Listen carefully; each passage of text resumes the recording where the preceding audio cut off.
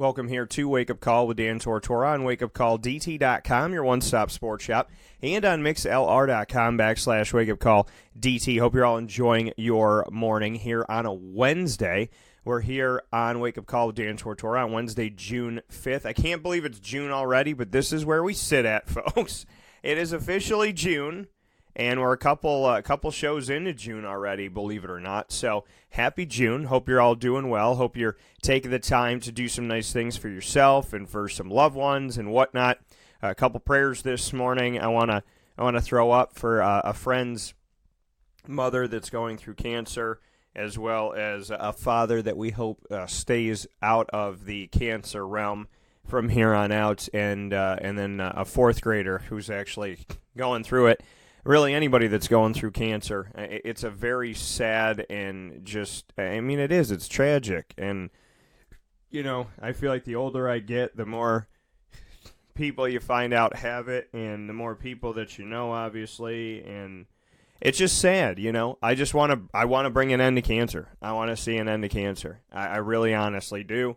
I don't want to hear about it from anybody anymore. I don't want anybody having to go through this anymore. It's sad. It's horrible. So my prayers and my hopes are that, we can get past this. My prayers and my hopes is that we can find cures and get people better, and just things will get better for all of us. I really do pray and I hope that, because I feel horrible to hear the stories, and I never want it to happen to somebody that I love, but to me, I don't want it to happen to anybody. So my prayers and my hopes go out to everybody that's dealing with anything tough this morning, including cancer or losing a job or relationship ending or whatever it may be. My prayers and my hopes are with every single one of you, and I hope that you could find some peace and know that you're not alone, and know that, I'm praying for you and I got your back. And, hopefully you're surrounded by a great support system. If you're not, then I hope that your support system increases and gets better as the days go by. So thank you so much for listening in to Wake Up Call with Dan Tortora on wakeupcalldt.com, your one-stop sports shop, and on mixlr.com/wakeupcalldt. MixLR stands for Mix Live Radio. You can listen to Wake Up Call with Dan Tortora by downloading the MixLR app and then searching Wake Up Call with Dan Tortora, or by simply going to, on any device, mixlr.com/wakeupcalldt, and you can follow for free. When you follow me on there for free, you will have two opportunities totally free. You don't have to buy anything. You don't have to do anything except for just set up an email, and there you go. You'll get emailed every single time the show goes live, and you'll be able to chat with us in the live chat room. So if you haven't become a member, as so many have, make sure that you become a member today. So with that being said, great show here. In the first hour, I got Zack Mahoney coming on to the broadcast. Zack Mahoney has a tremendous story about his time at Syracuse playing quarterback. We're going to talk with Zack about that, as well as, what he's doing now and what his ideas are now. Put out a message that he's going to chase his dreams. He had a job. He decided to let that job go and get after his dreams completely. So we're going to have a tremendous conversation, I'm sure, about his dreams and his aspirations, his wants and his desires, and how you just have to go after what you truly want in life. So we're going to have a great conversation with Zack Mahoney here in hour number 1. And then in hour number 2, we will be doing fantasy football implications of every single one of the 32 NFL franchises when it comes to the quarterback position. We'll be talking about quarterbacks at every single NFL franchise. So make sure you tune in for that fantasy football and NFL talk coming up in the second hour of the show from 10 to 11 a.m. Eastern Time with Mike Sofka of Hall of Fame FantasyFootball.com.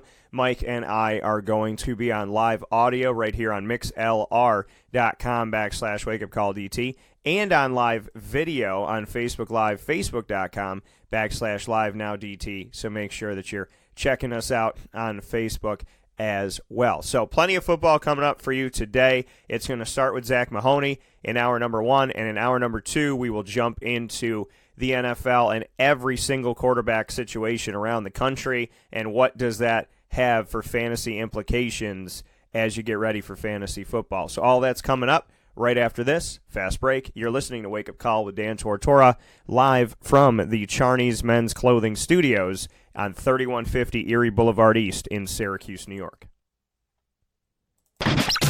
This is a wake-up call fast break.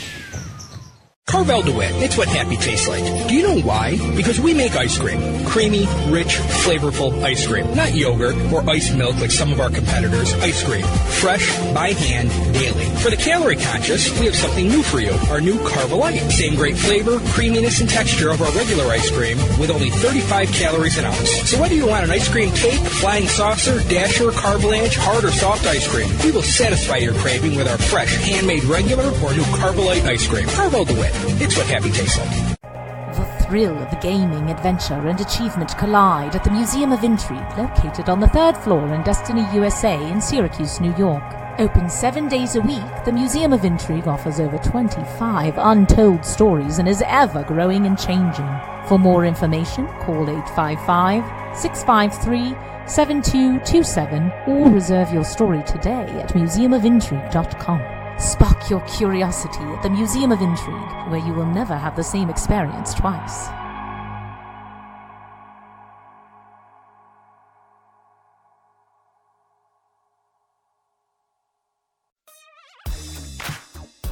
Breaking news. The PressRoom Pub, located on 220 Herald Place in historic Herald Square in downtown Syracuse, is where entertainment and sports become one. Trivia is every Tuesday at 7 p.m. with host Dan Tortora. Sports are always on from every angle at the PressRoom Pub. The main floor features a full bar and restaurant with 2 private party rooms featuring games, a colossal television, and more. So head out for lunch, dinner, or a drink and plan your parties with the PressRoom Pub. 220 Herald Place in downtown Syracuse. Call 315-569-4345 for more information. The Press Room awaits you.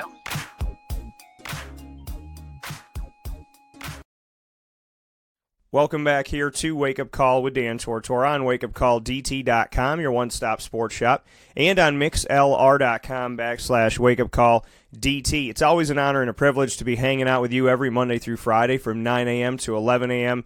Eastern Time, right here where sports meets life on Wake Up Call with Dan Tortora. So thank you for tuning into the show. Thank you for being a part of it, and thank you for believing in the difference, hearing the difference of what we are here at Wake Up Call with Dan Tortora. So I truly appreciate it, and thank you so much for it. With that being said, speaking of hearing the difference, chasing your dreams is not an easy thing to do. And we go through different periods in life. We will do certain things with our dreams, and maybe we'll do something else.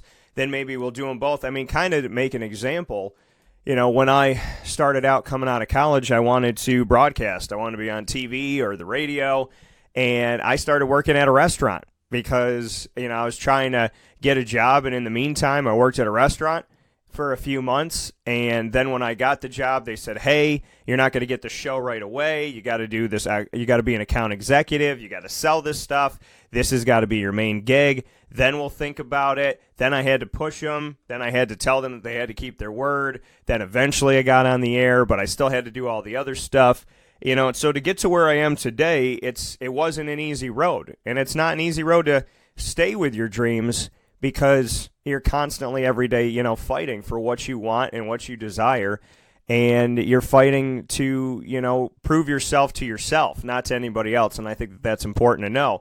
So with Zack Mahoney coming onto the show today, the thing that I love about this is that Zack is embarking on the next chapter of following his dreams. He wanted something. He did some other stuff. He feels that inside. And I tell people all the time, you're going to find out very quick whether you love something truly or if you think you love something.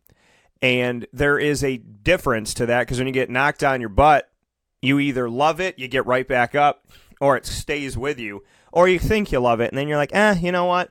And then time goes by and you're not doing it, and you don't really miss it. So I feel very privileged to have Zack Mahoney on the show today, former Syracuse quarterback, because he's embarking on something that very few people have the guts to do, and the faith in themselves to do, and the trust in themselves to do, and that push, that gumption, that get up and go.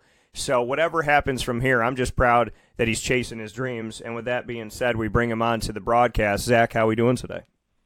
Doing good. How are you doing, Dan? I'm doing well. And man, I know that was a long intro here for you, but just what you can say about it, because I support anybody who's chasing their dreams, because I know how hard it is and how hard it's been to, chase mine and want mine and have to, go through certain things. And I feel very blessed to wake up every day and do what I love. So I just want to get into your story a little bit here, because I really am so proud that you're chasing your dreams and you're getting after it. Yeah, appreciate you giving me the time. Just after, my career at Syracuse ended, I was fortunate enough to get an opportunity in the CFL with the Winnipeg Blue Bombers. That was probably one of the hardest months of my life, because being up there, wasn't getting any reps, and the coaches saw that even though I was working hard, that they already just had the quarterbacks that they wanted, and they told me kind of 3/4 of the way through that we're sorry we didn't have reps for you, and we hope that we can find something for you in the future. But being up there, not getting reps, even though they see that I have some potential. And it was a time up there where I actually had to miss my sister's wedding because of it. And when I finally came back home, I started working out in Chicago with my brother at a wonderful spot called Bracey's Performance, with the head trainer Kyle Bracey, who is an Eastern Illinois alum who just through connections my brother met and who I met, and I got in probably the best shape of my life. I was throwing great. I had workouts or tryouts with the Alliance of American Football League, and to me and a lot of people around me, it wasn't close how I outperformed them. But they wanted the big names, and I can understand that when ratings and other things are involved, you want to try to get players that can be in there. But it was kind of at this time that I started having some problems with my back. I couldn't really I couldn't really sit down. I couldn't do much. I couldn't run, and I figured the best thing for me is probably to take some time off. And with that time off, I found a sales job back in upstate New York, my second home. And with that, being away from home, being away from football for the first time in my life, really, I just realized how much I missed it. And when I started talking to my agent and talking to a couple other people, everyone kind of backed me up and said, if you want to go for it, go for it. So I ended up quitting my job, and I'll be training in upstate New York for the next couple weeks until I move back to Chicago and start training full-time again. Speaking here with Zack Mahoney, a former Syracuse quarterback who is taking the time right now to get after his dreams and get back to football. Just bring me into, the road to get back here. I know you talked about, a bunch of it right there, but just what you could say about maybe the mental road or the emotional road. What have you been thinking about and what have you been feeling over the past, few months, couple of years and whatnot? What can you say about, what's been going through your mind and your heart as you've been trying to, really figure out, am I going to pursue this? Am I going to get after this again? Honestly, I think the emotional part hasn't been as hard as some people might think because of the love and support I've gotten from my family and friends of wanting to do this. I have so much respect that they're allowing me to pursue this, even though, I'm 3 credits away from a master's degree, and some people would rather have me go pursue that angle than want to keep trying to play football. But it's truly been amazing how loving my corner's been. And then just mentally, I've had a lot of ups and a lot of downs, more downs so in my career, and so I'm kind of used to it by now. But this isn't the first time where I've gone to a camp or I've gone to a tryout, and I feel like I've done better than some of the people that have gotten called back or have gotten the chances. And I'm just hoping one day in the near future that all it takes is one person to love me, because I know it's just a matter of time once I just get an opportunity that I won't look back. And I'm sure with the hard work that I keep putting up, that will come sooner rather than later. And when you go through this, like you said, the ups and the downs and trying to find that place and trying to find that fit and trying to, just catch on with somebody and whatnot, what has that done on the mental side of things for you? How has it made you more mentally strong? What can you say about what you've gone through on that side? Because I talk about it all the time on the show that no matter what job you do or what relationship you're in, if it's a friendship, if it's relationship with family, if it's a significant other, if it's a child, if it's your relationship with an animal that you have or a job or whatever it may be, the mentality part of it, how you treat yourself inside your own mind, no matter what the topic is, it's paramount how you treat yourself, how you talk to yourself. So mentally, just what you can say about how have you grown strength there and how have you gotten better mentally to handle the woes that have kind of come your way and the ebb and flow of trying to get what you want. Yeah, I think for me, from an early age, I've had a very strong intrinsic motivation. I don't need too many people to kind of tell me what to do or how to live my life, and all it takes is me really wanting to do that, and that's kind of all the push that I need. But it obviously does help when, I have a loving family and friends that help me along the way with every step. But there's a lot of people that struggle with it, and I certainly have along my way. I'm not saying it hasn't hurt when people tell you that you're not good enough or you can't play here, because when you look back at the results and you look at some of the things that they look at, and I'm 6'2", I'm not this 6'4" guy. I'm occasionally fast. I'm not always fast. I'm not the most consistent, but when you just see me on the street or where even in pads, I'm not a dominating force like some of the other players that you can see. But the moment you put the ball in my hands and it's game time, I feel like I'm one of the best to compete in the country at the position I am, and I'm just hoping to keep that same mentality and get another chance to do that. Speaking here with Syracuse Orange quarterback alum Zack Mahoney this morning on Wake Up Call with Dan Tortora, live from the Charney's Men's Clothing Studios on 3150 Erie Boulevard East in Syracuse. Zack, for you, let's go to the CFL, and I know you spoke a little bit about that, but what did you ultimately take away from the Canadian Football League? What did it teach you? What can you say about the league? You've gotten to experience some leagues out there like the CFL and the AAF and whatnot. So I want to really dig into the CFL and what you took away from it and what you felt about maybe the level of talent and the level of play there. Yeah, the level of talent and the level of play is definitely something that I expected. All the guys are professionals. It was crazy for me just stepping into a locker room and seeing how diverse it was. You have people from the middle of nowhere, Canada, who are just freak athletes, and then you have other guys who have won national championships, and all of them come together and just form a great team. I can't thank Winnipeg enough just for the opportunity. I wish things obviously went differently, but they have a great bunch of guys up there. But some of my biggest takeaways were obviously having, receivers in motion, the different rules, the extra man on the field, because, I've played 11-man football for, 16 years or something like that. And, when you change stuff, especially big-time things, you're not used to it. So it took me a little while to realize, I'm so used to just counting 4 receivers, but sometimes that 5th receiver is the guy that you need to find, and it took me a little while to get used to that. But I think in the month that I was up there, that learning a new playbook in a new system in a new country was something that I took a lot of pride in doing.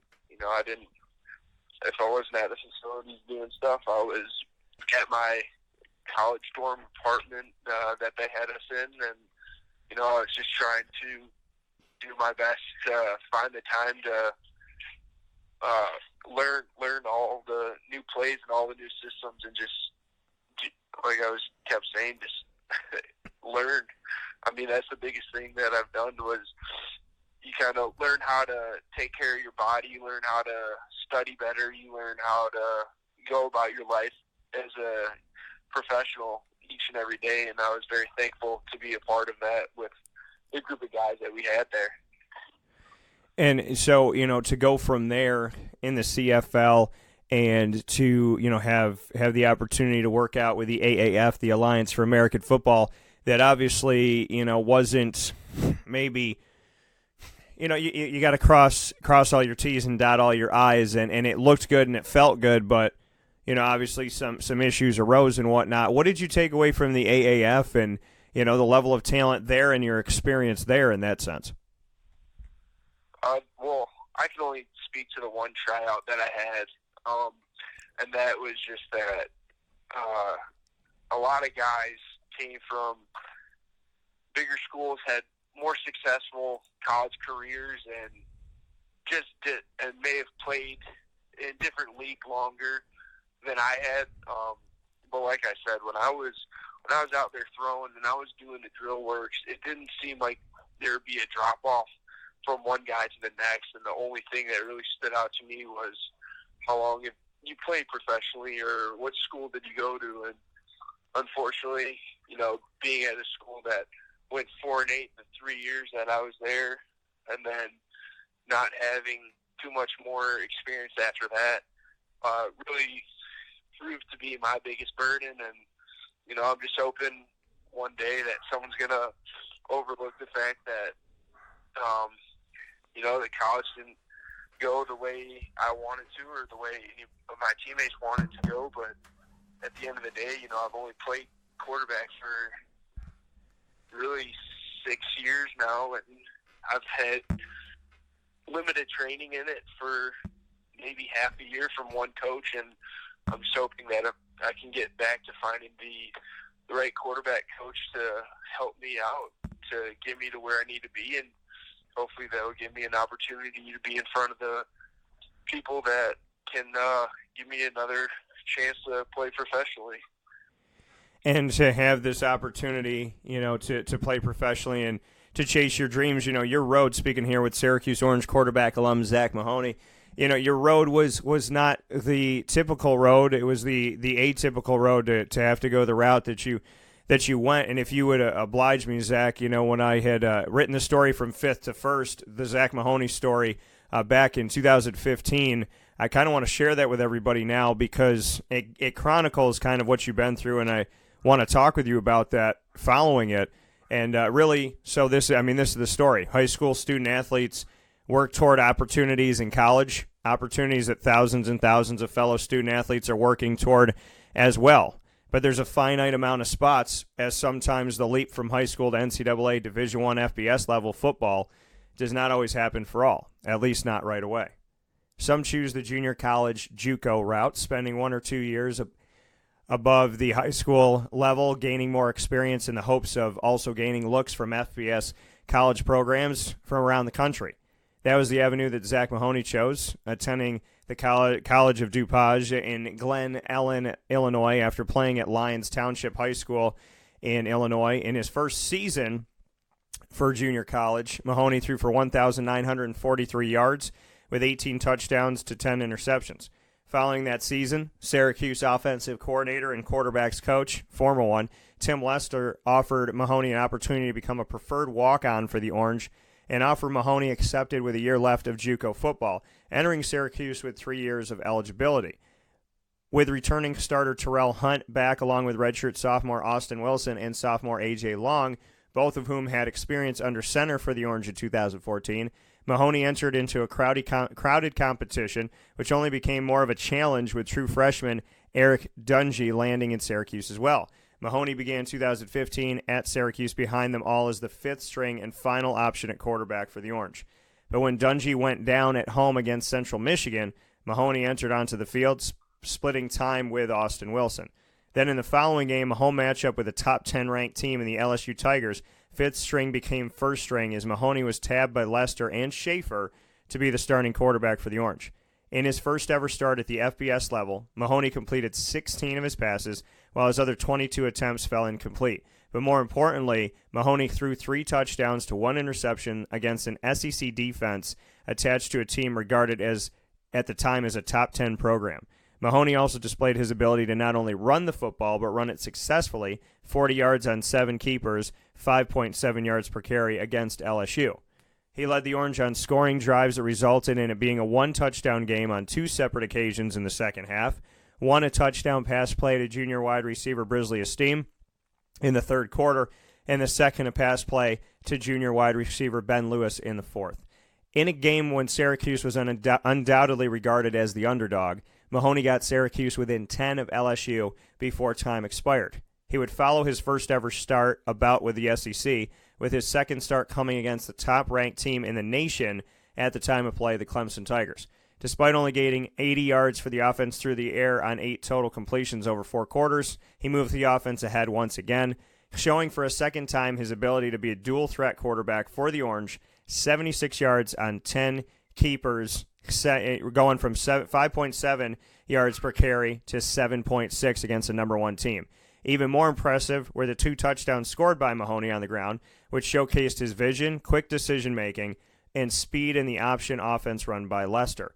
Syracuse was a 30-plus point underdog going into the game against Clemson. Mahoney took that 30-plus point prediction and lowered it to 10 points of separation as time expired. 2 starts for a JUCO transfer preferred walk-on former fifth-string starting quarterback, both against top 10 ranked teams, and each tall task for the Orange, in which nobody gave Syracuse a fighting chance. But Mahoney believed in himself on the inside, and that belief came out of him and onto the field to the tune of 5 touchdowns, 3 pass, 2 run, to 1 interception in 2 games, combined against teams in the discussion to play in the college football playoff that year. Mahoney was not even an option, let alone a household name for Syracuse fans when thinking about who would be under center, and then he flipped that, became somebody that people knew inside of Central New York, as well as in South Carolina and Louisiana. The player that once seemed at the bottom of the barrel option for Syracuse was one of the best options moving forward, and his ability to fool defenses and move the ball and move the chains by any means necessary put Syracuse in a place where they were demanding respect against teams that weren't coming in necessarily giving it to them. So, to me, Zach, and I'm paraphrasing a little bit toward the end of the story here, but, from 5th to 1st string, writing that back in 2015, I was just marveling in the fact that you were literally put at the bottom of the barrel, preferred walk-on, you're on the team, just be happy to be here type of thing. And you took that and turned that into, I don't care who the incumbent starter is, I don't care who the true freshman is that's got, some highly touted stuff coming in, I don't care how many people have experience. You blew by everybody to get the opportunity to start, and you got to do it against Clemson and LSU. So just what you can say about your time at Syracuse and the fact that you have already defied the odds, in my opinion, and that's why I wanted to read that story, because I feel like people need to know the weight of your story already and not just what's going on now. I mean, you have risen what some people thought were insurmountable odds, and I think that that's something to talk about. Yeah, and I appreciate that. For me, coming out of high school, I was 170 pounds, and like I said earlier, when I met coaches, their first glance was kind of, how is this kid on our radar? He can't move the weight that some of our other kids can, and can't do this. But the moment you put on game film and you see what I could do, whether it's be taking on top teams in Illinois that had 8 D1 guys at a time, and it helped that I had a very good high school team and everything like that. But the stats that I put up my senior year of high school, which was my first year starting, was I thought was going to be good enough to get me on some teams' radars. And there were a couple Big Ten schools that reached out and said, you can come and walk on here, but that's probably all you're going to do. I felt like going the junior college route was the best option for me, especially at a highly touted one like College of DuPage. Sorry. But just being there and being around certain guys that have the same dreams as you and wanting to go play at the best school that you possibly can, not only from a football perspective but an academic perspective, really allowed me to kind of see what I needed to do and how I needed to kind of survive the JUCO route and, make it. And then obviously once I got to Syracuse, the first word that comes to my mind about that place is just special. There's a lot of history that goes there. My first year when I redshirted at DuPage, my grandfather passed away, and I had to miss the bowl game that we were going to, and that bowl game actually took place at Syracuse. So one of my goals was to eventually start on a Power 5 field, and just to even have an opportunity to go to a game there and be on the sidelines was going to be a dream. But I couldn't do that because my grandfather passed away, and I had to go to his ceremony of life. That was hard for me to do, but that was just another motivator that I need to work hard and get back. Did I think it would be at the field and at the Carrier Dome, the one that I dreamed about playing at for a long time? No, but I was very fortunate enough to do that. And then just the rest of it, obviously 4-8, 3 years in a row is one of the more upsetting things, and I was very happy about moving up in the depth chart and kind of being being a fixture as a leader on and off the field, and I took a lot of pride in that. But at the end of the day, I just wanted to win football games, and when I started, I only won one of them, and I feel like I helped with some others, but just winning games is the only thing that really mattered to me, and I didn't get a lot of that done. And I know a lot of people will say that it was still good enough for them that we were within 10 points of top-ranked teams, but I know for a fact that each game that I played, I felt like I got better physically and mentally, and I just wish I could get those games back and play how I am now, and I guarantee those would be wins. And when you say that, when you say that, people were excited or happy that, you even helped to make it a game against LSU and a game against Clemson. But if you got the chance again, you'd get it done. I mean, just what was going through your veins? Bring me into those games. Speaking here with Syracuse Orange quarterback alum Zack Mahoney, who is now pushing toward a professional career in football. Just what can you say to me about LSU and Clemson? I mean, were they different?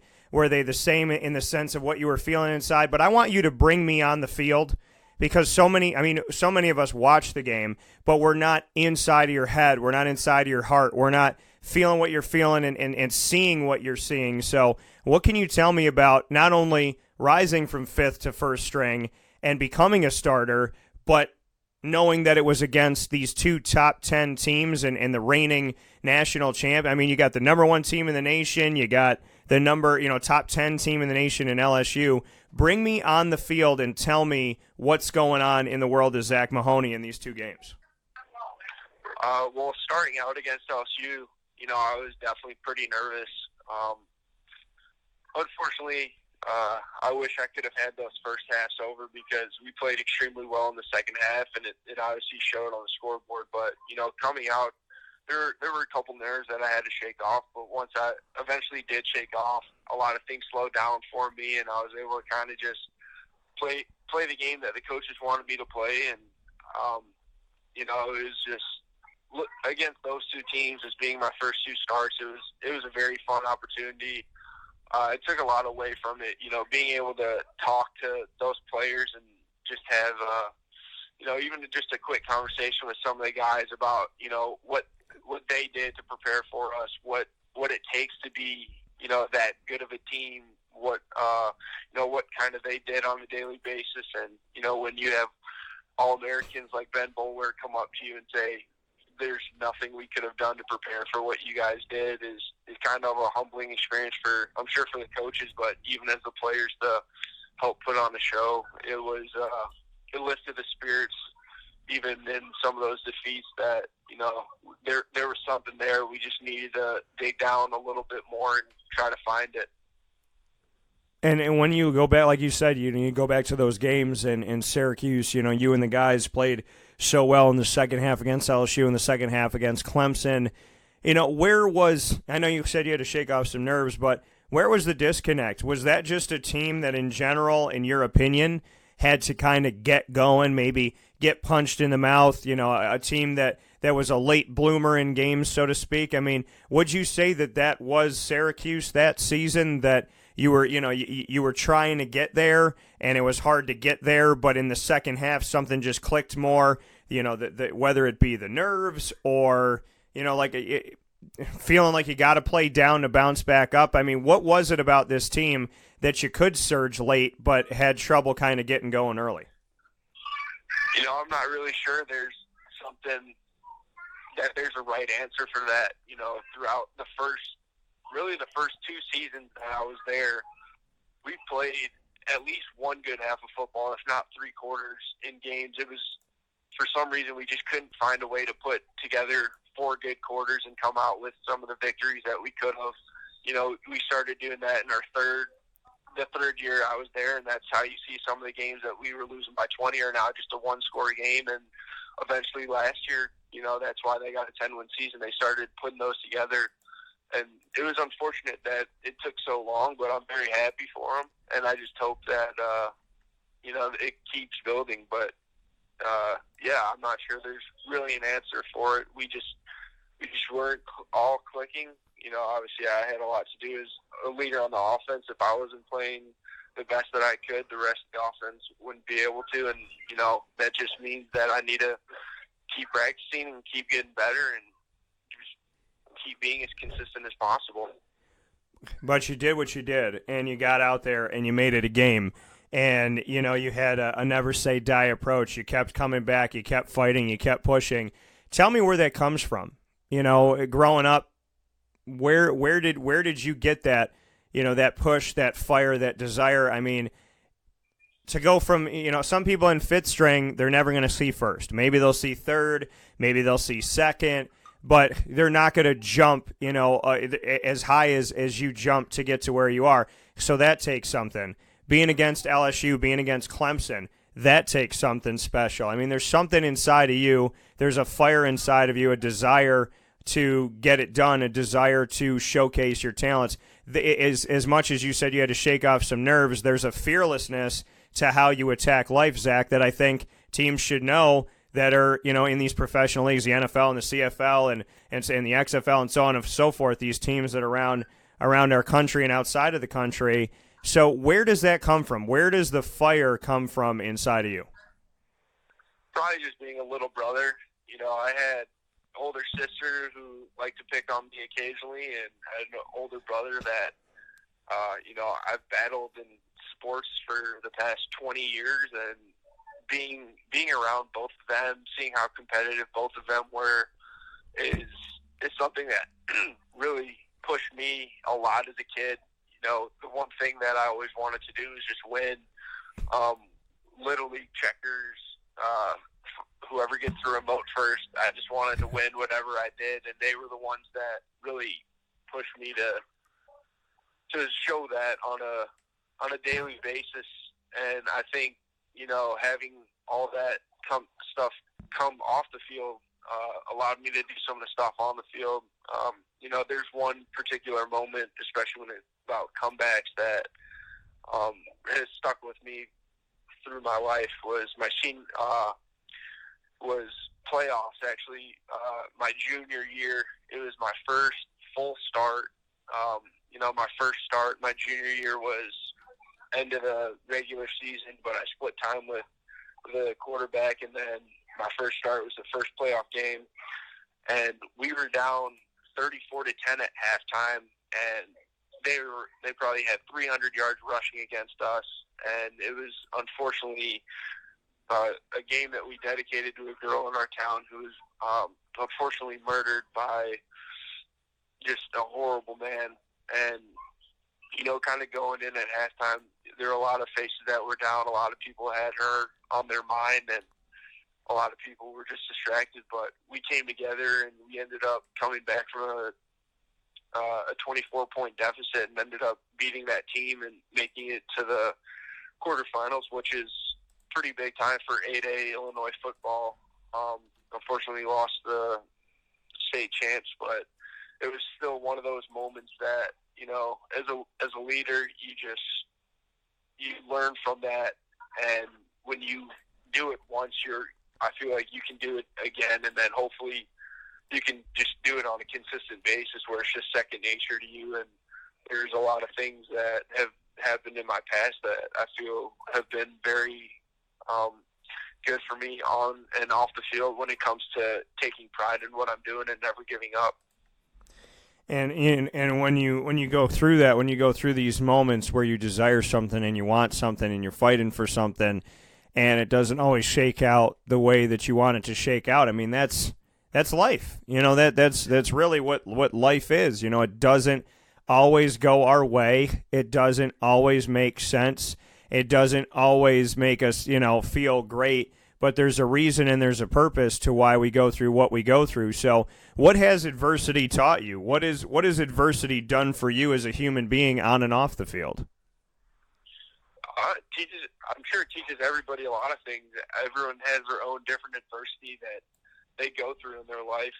For me, a lot of it was, you know, being the small kid, wanting to play sports or not being big enough to do certain things. But, you know, I've proved from a young age that my size wasn't really a factor. But, you know, when you're such a late bloomer, things unfortunately kind of catch up to you. And with the way that college football is run and politics are play an influence with it, you know, you got to be that, you know, that stud high school player to get the scholarship, and then you got to be that player in college to kind of go to the next level. Even though you start seeing some guys that have great high school careers but don't do anything in college, they still get an opportunity at the pro level because of the name that they've produced. And unfortunately, I've never had that name, but I'm hoping one day that with all the hard work that I put into it, that I'll eventually get an opportunity, and maybe I'll get some of the good politics on my side.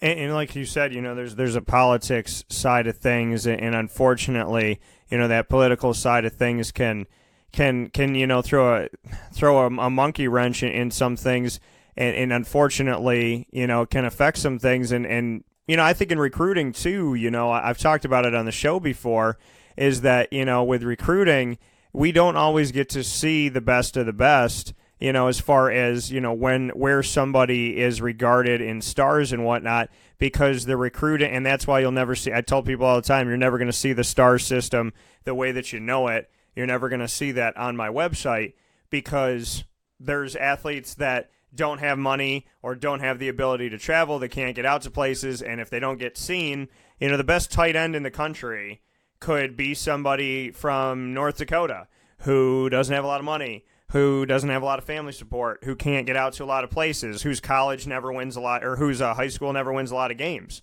And he could be, you know, talent-wise the best, but because somebody's in Miami and they got money and they can travel and they can go to all these camps and more people can see them and more people are writing about them, now all of a sudden they're a 5-star. The true 5 stars in North Dakota, the guy that's in Miami is maybe a 3-star.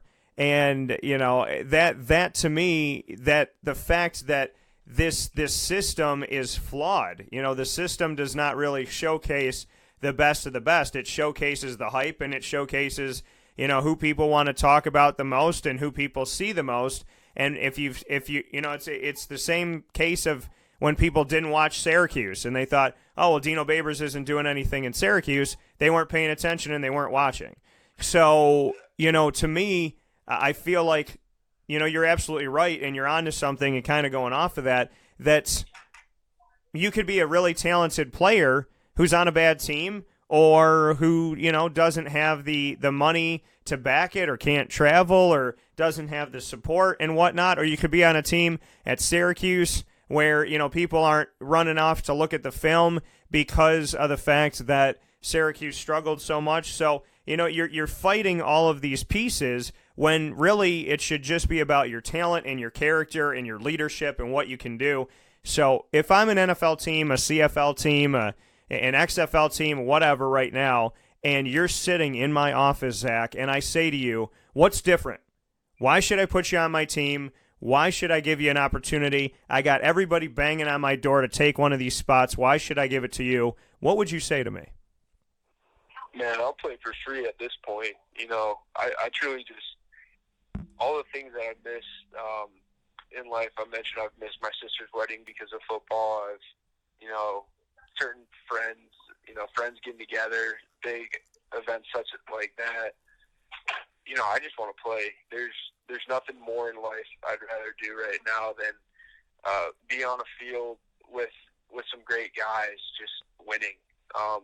When it comes down to it, I just want to play. But just the competition portion of it all is something that I feel like I've always had either an advantage in or just it's been in the mix, just where I compete in everything, and I feel like a lot of guys don't do that, or some guys are cautious about what they do. But in my life, I probably push some people away because of how competitive I am, and if you don't meet my level on the field, it's going to be hard to meet it off the field. And some friendships that you want to have just unfortunately can't happen because if you're not going to the same goal as me, which right now is to play professional football, if you're not going to be in that same realm, if you don't want the same thing from me, then it's not going to happen. But again, I think the biggest thing that I can provide a team is leadership, always having guys fired up. I feel that's one of the biggest things that I've done on and off the field since I stepped on at Syracuse and even before that. But I think that's something that a lot of teams always need, and sometimes it's overlooked because guys just want the 6'5" guys with rocket arms that can move, and unfortunately I'm not that, but I feel like I'm something just as good. And when you have that, like you said, I'll play for free at this point. I just want to win games. I want to be around people who want to win and want to have success, and you just want to be around that positivity and that desire. That love for the game, Zach, do you love anything else like it? Is it unique in its own way? What can you say about your love for this game? Because, anybody listening this morning knows that it's deep, it's real, it's true, it's evident. What can you say about it? The only other thing that I love pretty close would be my dog and my family. Other than that, everything else is kind of is a lot further down the list. But I hope someone finally realizes that, and I think a lot of guys have done a great job of kind of pioneering the league with Baker Mayfield and Kyler Murray both being some of the smaller guys and both going back to back number one. I hope a lot more people will realize you don't need the guys that maybe fit your style at 6'5" and whatever, but if a guy's 6'1" or 6'2" and can really play and can compete on a day-to-day basis, then why not give him a shot? And to have that, like you said, to give somebody a shot to go out and get after it and have that desire and that want to, Zach. Final piece here, words of advice for anybody out there, not just with football, but in general, living their dreams. What are you telling people? What's your key to success, your ingredients to success, so to speak, when it comes to chasing your dreams from here on out? For me, it's don't have a plan B. I have one plan A at a time. I know a lot of people will think that's crazy, but if you have a backup plan or you have a safety net, you probably won't push it as much as you need to in life, and especially with a career like football. If you aren't going to give it everything you have on a daily basis, and you aren't going to, take a lot of risks and, kind of throw your body and your wallet out there and give the people around you some of the help that you need to get from them, whether it be trainers or throwing coaches, and you need to spend a little money, well, you need to go do that. If you need to get another job on the side to pay for all that, well, then you got to do that too. But just, if you love something, obviously just keep pursuing it, and, even if it takes a lot longer than what you want it to, hopefully at the end of the day you can go to bed happy and wake up hungry and just get after it again the next day. Yeah, that coming from Zack Mahoney, Syracuse Orange quarterback, alum, going after it and going after his dreams. Zach, listen, there's a lot of conversation to be had. There's a lot more that we could talk about, and I hope that we get to do that in the coming weeks and in the coming months.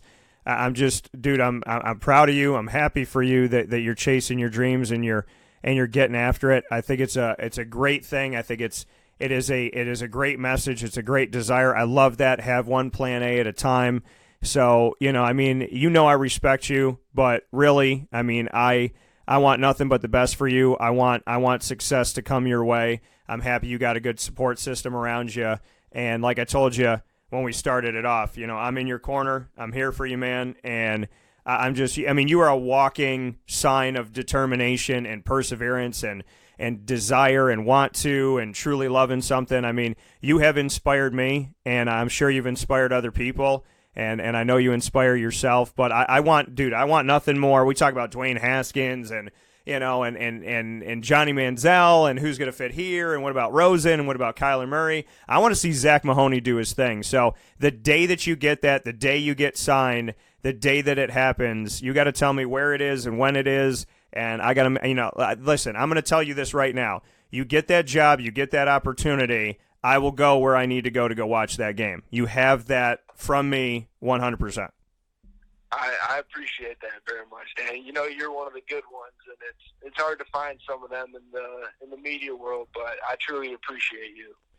Well, and I appreciate that very much. I'm happy that you feel that way, and I want nothing but the best for all you guys. I was pushing with the Eric Dungy side of things and very clear about that, and what you're doing and what everybody's really trying to do out there. It's great to see the fight and the desire. And I was like, you look at Eric Dungy, you can't teach that. And what we're talking about this morning, you can't teach the way that you're talking and the way that you feel, and that is what goes such a long way. So like I said, I'm here. I'm hoping the best for it. And no matter what happens, from here, where you end up, what team it's on and whatnot, I'm going to have to get a T-shirt and become a fan. But, I'm looking forward to this journey with you and keeping up with you on it and you going back and training at home and whatnot. So, before you jump out of here, let's try and get together. And then I'm going to keep in touch with you throughout it. And we're going to chronicle this thing and we're going to show people that dreams come true. So keep doing what you're doing. Absolutely. Sounds good to me. All right, man. Be well, and I'll talk with you soon. All right. Sounds good. Thanks, Dan. Take care, man.